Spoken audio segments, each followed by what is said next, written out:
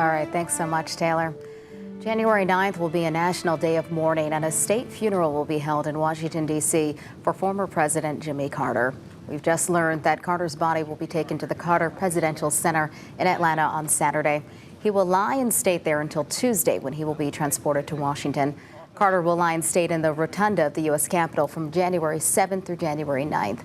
Carter passed away at his home in Georgia yesterday at the age of 100. He's expected to be buried next to his wife of 77 years, Rosalind Carter. She died last year at the age of 96. As the nation pauses to remember the life of former President Jimmy Carter, one chapter of his story is receiving some overdue attention: his time in the Navy. Carter spent some of that right here in Hampton Roads. Mike Gooding has the story, new at 5. Happy birthday to you. In October, the United States Naval Academy took time to remember one of its own on his 100th birthday. James Earl Carter, Jr., class of 1946, the only Naval Academy graduate to become President of the United States. Happy birthday, President Carter. Happy birthday, Mr. President. Happy birthday, President Carter. After graduating with distinction, the future 39th Commander-in-Chief served 2 years of surface ship duty.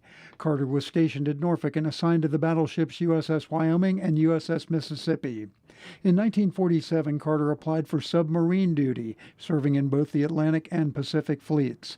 In 2004, the Seawolf-class fast-attack submarine USS Jimmy Carter was christened in his honor. In a statement following Carter's death, Secretary of the Navy Carlos Del Toro said, "On behalf of our sailors, Marines, and Department of the Navy civilians, I express my deepest condolences to the Carter family for the loss of a respected public servant, committed family man, and devoted American."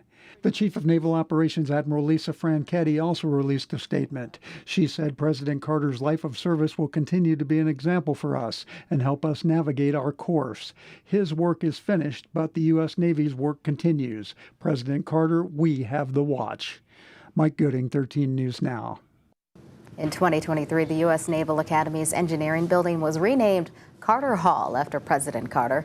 Previously, the building was named for Matthew Fontaine Maury, who resigned his commission to serve in the Confederate Navy during the Civil War.